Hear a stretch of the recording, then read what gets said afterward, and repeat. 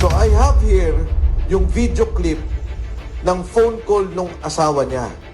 Ang nangyari was, may tumawag kasi nung hindi nadadalo Sergeant Gutesa, may lalapit sa kanyang ex-marine na kasama niya, ibibigay yung telepono. So ang nangyari lang, siya mismo nag-video record yung asawa. Pinityan ako ng nakaraan araw. Tapos binasa ko yung statement na may mga sinigit sila na hindi matotoo. Na hindi na si Macbeth na pati si Defensor. Na sinabi nila doon sa statement na pinangakuan ako ng pera, babayaran ko. So, pinangako naman sa'yo nung una, nung pinirmahan mo, hindi na ilalabas yun. Sabi nila hindi lalabas. Bakit ka pa nila binabasa? Anong sense nun? Hindi ko alam po. Dadalhin daw sa korte para mawala na yung kaso ko.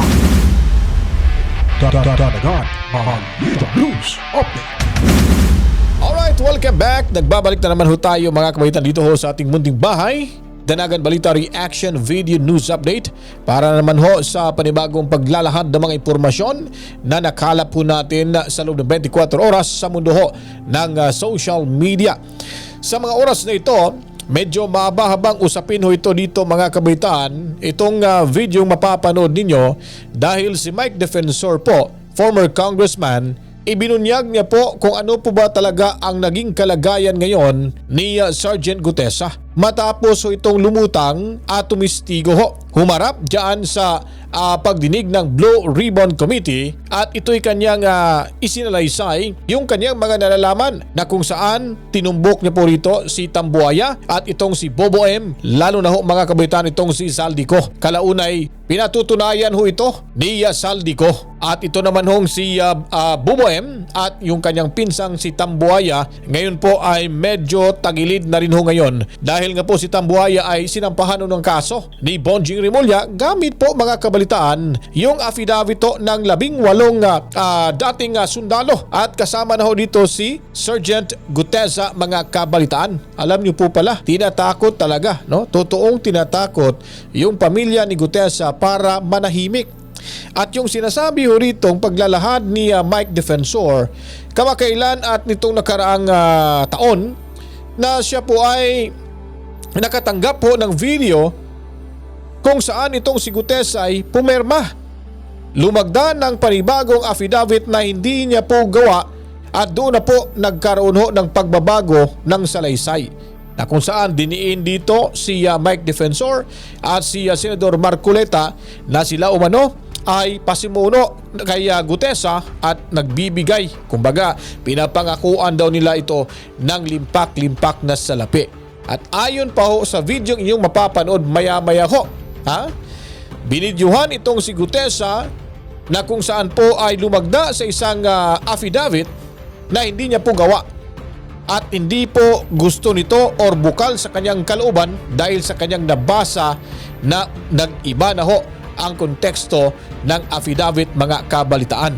Kung bakit po nalaman dito ni Mike Defensor, yung asawa ho mismo mga kabalitaan ang nakausap ni Gutesa at hindi lang natin alam kung papaano ho ito natanggap yung video at yung conversation ho sa mag-asawang Gutesa ni Mike Defensor mga kabalitaan. So, on the safety of the 18 Marines, I'm sorry to ask this, but is it true of the reports na sila ay binabantayan na rin ng state forces because of their testimonies? Yes. Yes.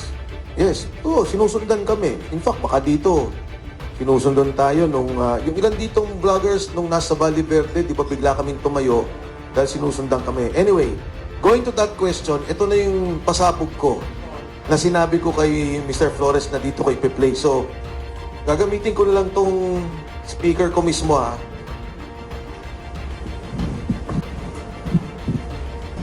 So ito na guys, ito na yung sinasabing pumirma ho, lumagda itong si Gutesa sa isang ginagawang affidavit na hindi ho niya gawa, hindi niya gusto ito.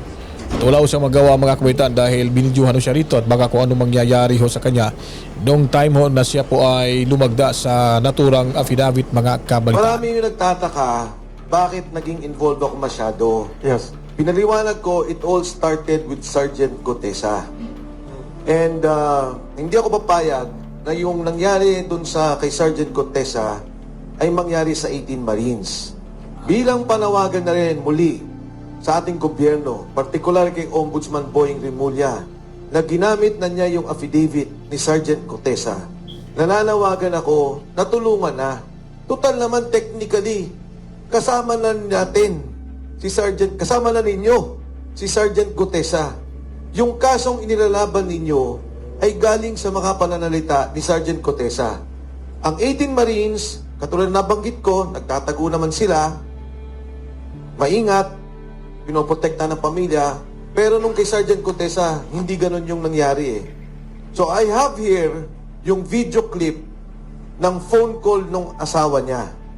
Ang nangyari was, may tumawag, kasi nung hindi nadadalo Sergeant Contesa, may lalapit sa kanyang ex-marine na kasama niya, ibibigay yung telepono. So ang nangyari lang, siya mismo nag-video record yung asawa. At nagsasalita Sergeant Contesa, "This happened last year. Hindi ko mailabas-labas for fear na lalong gipitin si Sergeant Contesa. Pero ngayon naman, na ginamit na ng gobyerno yung kanyang affidavit. Sana naman, again, apila kay Ombudsman Boying Rimulya, bigyan ng protective custody, hanapin at bigyan ng pagtatanggol, seguridad, si Sergeant Contesa at ang kanyang pamilya." Itong itong ginawa ho dito ni Mike Defensor, mga kabataan, hindi ho biro ito ha. Ano to? Buwis buhay ho ito, mga kabataan, dahil malalaking individual ho ang binangga ho nito. At sana itong si Gutesa ay nasa mabuting kalagayan, dahil maaari hong habulin ho dito si Gutesa pagkatapos ho ng paglabas ng video ito, kung ito po ba ay naandyan pa ho sa kamay ng mga kasundaluhan o kung sino humang humawak nito, mga kabalitaan. Kaya tayo po'y manalangin na sana yung mga 18 Marines or ex-soldiers kasama na ho si Gutesa, sana ho safe lang ho yung kanilang kalagayan.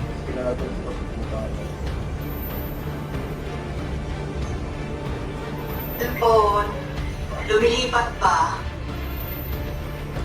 Alright, so ulitin ko lang po ito, mga kabaitan. Itong videong ito ha, ang kumuha ng videong ito, yung asawa ni Gutesa.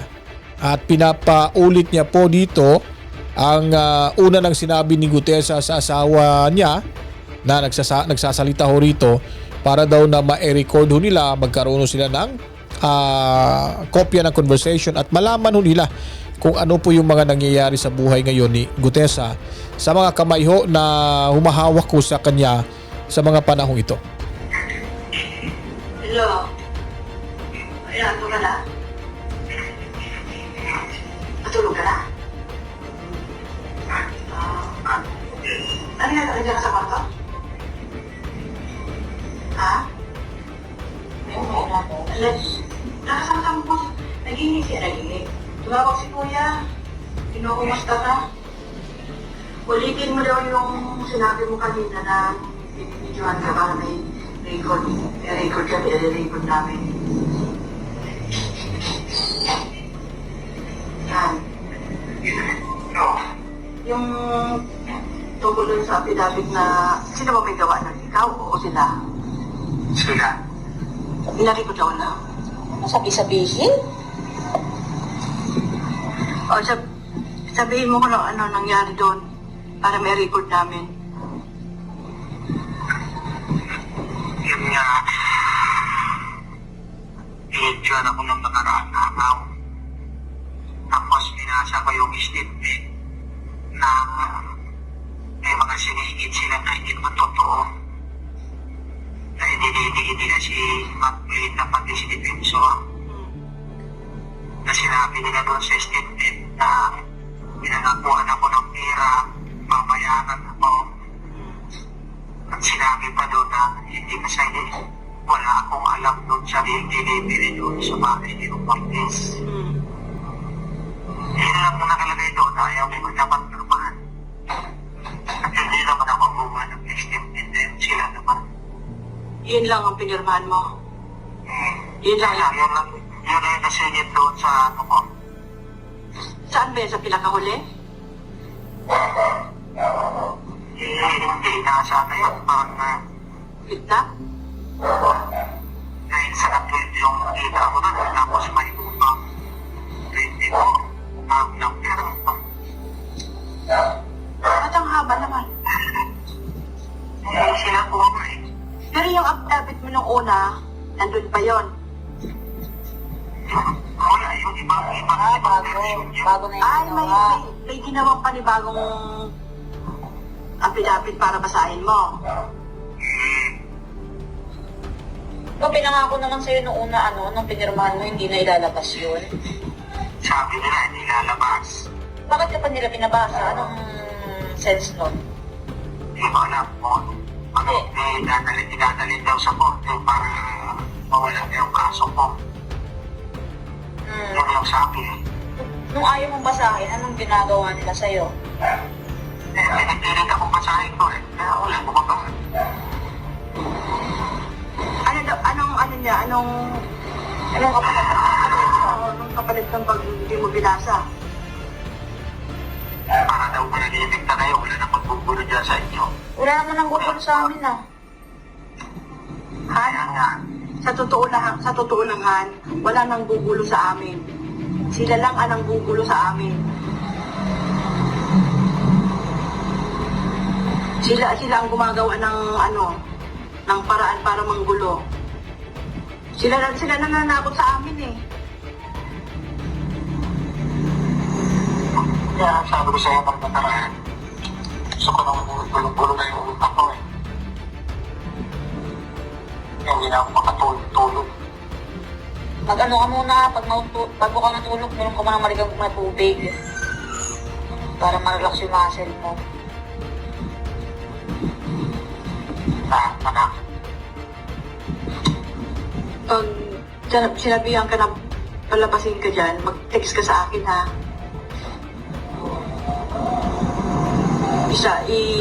Ano mo agad sa akin, text mo agad sa akin. Na kung yung sakali man, pabantayin mo lang sila doon kung may hearing ng korte, pabantayin mo na lang sila sa senior. Mabantay talaga sila doon. May isa sa loob, may isa sa labas. Tatlo yan, tatlo daw. Kasi pag pinalabas ka, may contact na kami doon sa loob. Doon ka na lang muna sa loob. Hindi ka na lalabas doon. Hindi ko alam mo. Plano nila sa akin eh. Hirap. So grabe mga kabalitaan kung talagang pakikinggan at intindihin mo yung sinasabi dito ni Gutesa. Talagang maninindig yung balahibo mo. Delikado talaga yung buhay niya sa loob. Ewan ko kung saang loob na sinasabi ho nito. Sa kampo ba ng mga Marines or sa ibang kampo ho mga kabalitaan. Kasi nga pag nasa kamay ho kayo ng militar, lalo na kayo po ay hot na hot ho ngayon sa gobyerno, napakabilis nyo lang hong gugurgurin dyan sa loob. Dahil makapangyarihan ho ngayon yung adiktos na gobyernong ito mga kabalitaan. Diba? Kung ito pong sinasabi ni Gutesa na walang katotohanan, bakit po ba nila ito ginigipit si Gutesa? Bakit po ba nila ito pinapalagdaho ng ibang affidavit na hindi niya po gawa at idinadamay pa ho rito itong si Defensor at si Senador Marcoleta? So ibig sabihin ho nito mga kabalitaan, diversionary tactic ho ito na ipapalabas nila na nag-withdraw si Gutesa at ito ang kanyang mga statement nung una ay ipawalang bisa ho mga kabalitaan. So nakikita at naririnig ho natin na si Gutesa ay sobrang lungkot ho at alalang-alala ho sa kanyang sarili. Dahil gusto na nga niya lang umuwi. Kasi hindi daw siya makatulog. Siyempre, sino bang makakatulog dyan na mismo nasa puder ho kayo ng iyong binabanggang gobyerno? Nakakatakot ho yung sitwasyon na yan. Maliban na lang siguro kung meron hong may nagmamalasakit sa iyong malaking opisyales na handa ho kayong protektahan. Well, talaga makakatulog kayo ng maayos. Magiging kampante ho yung buhay mo. Pero sa ganitong sitwasyon ni Gutesa mga kabalitaan, naku po, ipanalangin ho natin na walang mangyari ho sa kanya. At sana po, itong sinasabi dito ni Mike Defensor na ginamit na ho itong affidavit ni Gutesa Ewan ko lang kung anong affidavit hong ginamit kasi dalawa na ho. Dalawa na dahil ang una, yung kanyang sariling salaysay na meron ho siya talagang personal knowledge.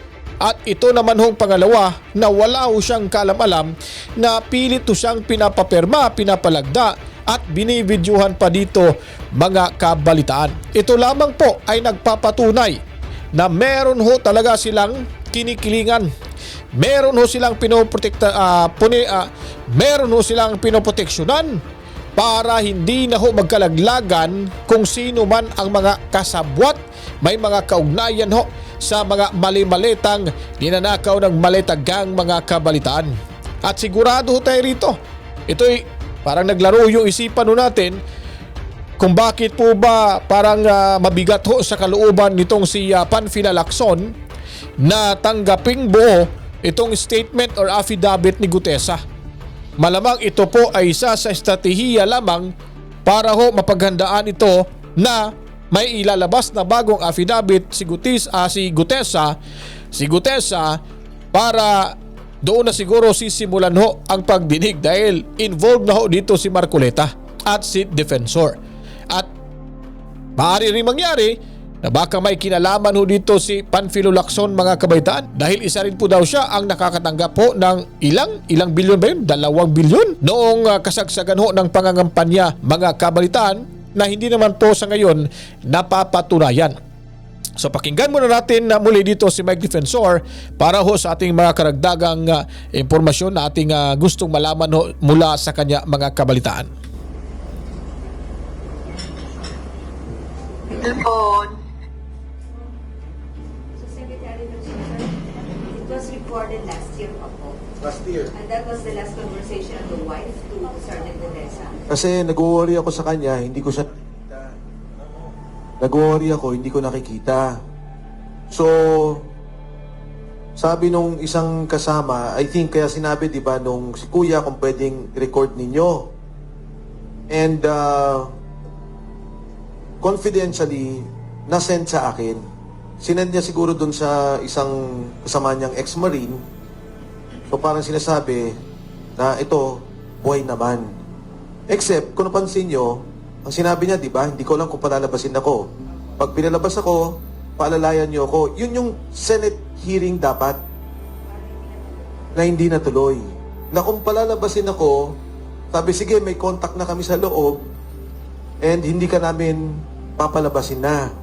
The plan then was, pag pinalabas siya, hihilahin namin siya sa office ni Senator Marcoleta. Isisecure na muna namin siya. That was the plan then. Pero yun nga nangyari, hindi lumabas. Hindi siya napalabas. So, diba yung sinabi doon, number 1, hindi ba ang affidavit at ang sinasabi na bayaran ka ni Marcoleta at ni Defensor. And that number 2, wala kang delivery sa bahay ni Martin Romualdez. Kaya, ito yung panawagan ko ngayon. For the longest time, nanahimik ako, tinitiis ko yan, kung ano yung ginawa nila kay Gutesa. Pero ngayon naman, ginamit na ninyo sa kaso. Kasama nyo na sa kaso, sinabi nyo na yung mga sinasabi niya ay sangkap doon sa final kay Speaker Martin Romualdez. And nananawagan ako kay Ombudsman na kung maaari, within his authority, within his sphere of influence, ay maprotektahan na.